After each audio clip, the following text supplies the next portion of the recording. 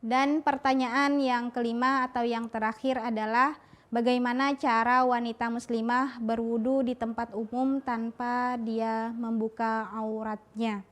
Ini pertanyaan yang memang banyak sekali masuk ke kita terkait kalau kita di tempat umum itu wanita muslimah bagaimana wudunya. Karena pada umumnya kita kan kalau berwudu kita melepas kerudung kita, kemudian kita menyingkap aurat kita atau tangan kita, kaki kita dan lain-lain. Maka ketika di tengah umum, perlukah kita berwudu cukup dengan mengusap di atas kerudung, bagian kepala tanpa harus melepas kerudung gitu kan. Tangan cukup dibasahin seperti ini aja tanpa kita menyingkap lengan kita. Perlu dipahami bahwasanya yang namanya kewajiban menutup aurat ini hukumnya wajib. Jadi dan menjalankan wudu itu sesuai sunnah Rasulullah juga adalah wajib. Jadi bagaimana caranya biar kita berwudu tapi tanpa kita memperlihatkan aurat kita kepada orang kepada orang lain yang tidak berhak melihat aurat kita tersebut. Caranya adalah yang pertama yang dia harus lakukan, kalau itu di tempat umum, cari dulu, usaha dulu apakah di sana memang benar-benar tidak ada tempat tertutup. Misalkan ada tidak ada toilet.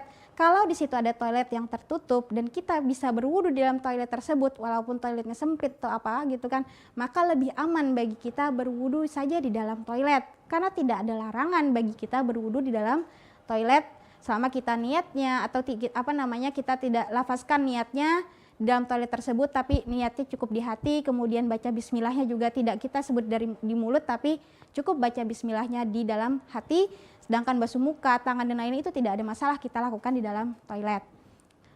Tapi misalkan ternyata toilet juga tidak ada, contoh ada rest area, beberapa rest area itu tidak menyediakan tempat wudhu khusus perempuan, tapi wudhunya bercampur dengan laki-laki.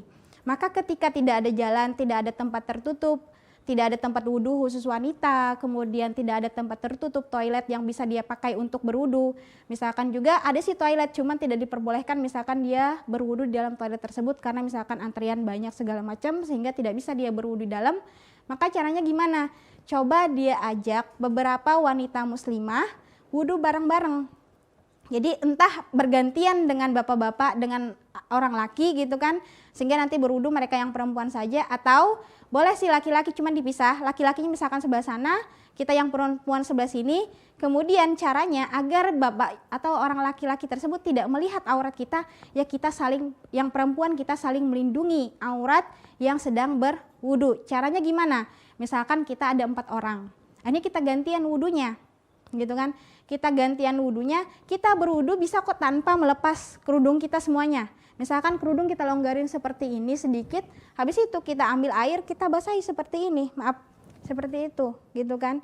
Yang penting basah dari ujung tempat tumbuh rambut sampai bawah, kemudian sampai ketemu telinga, semua basah, muka kita udah sah. Misalkan karena kita mau cepet-cepet, kita tidak laksanakan sunnah-sunnah yang lain, ya sudah sah kalau sudah membasuh muka cukup 1 kali gitu kan. Misalkan kemudian bagian tangan gimana?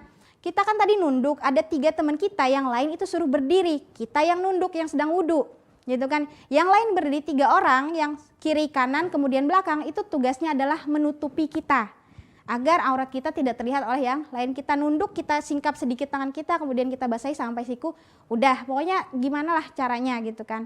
Kemudian tangan kiri juga seperti itu. Kemudian bagian kepala kan berarti harus dibasahi dong kepalanya, berarti harus buka aurat, harus membuka jilbab atau kerudung kita. Enggak mesti. Dalam mazhab Asy-Syafi'i, kewajiban kita membasahi kepala kan yang penting terbasahi sebagian, minimal ada sebagian kepala itu maksudnya minimal di situ ada tumbuh 3 helai rambut kita. Tidak mesti orang membasahi kepala itu harus bagian atas sini, tidak gitu kan. Boleh bagian sini, boleh bagian sini, atau boleh bagian belakang. Biar kita nggak lepas kerudung gimana? Kita basahi tangan kita karena kewajiban kepala kan hanya mengusap saja. Kemudian kita usap misalkan bagian belakang sini saja, itu sudah sah di dalam mazhab Asy-Syafi'i. Jadi kewajiban dalam mazhab Syafi'i itu hanya membasahi sebagian kepala saja, mau bagian manapun itu, yang penting di sana adalah bagian kepala yang terbasahi dan minimal di situ ada tempat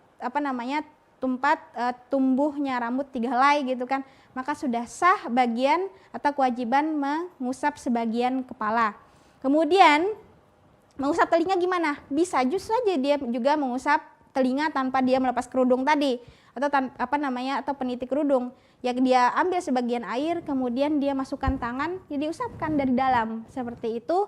Kemudian bagian kaki gimana? Ya bagian kaki kita lepas, kan tadi kita sudah dilindungi oleh 3 orang teman kita di belakang, jadi bisa saja kita lepaskan kaos kaki kita basahi, kita basuh dulu kaki, habis itu kita pakai kembali kaos kaki. Atau yang lebih gampang sekarang sudah ada kaos kaki wudhu gitu kan, itu sangat memudahkan sekali kalau kita dalam keadaan seperti itu. Jadi tinggal kita istilahnya buka lubang di kaos kaki wudhu itu, kita basahi kaki, habis itu kaos kakinya langsung bisa dipakai kembali.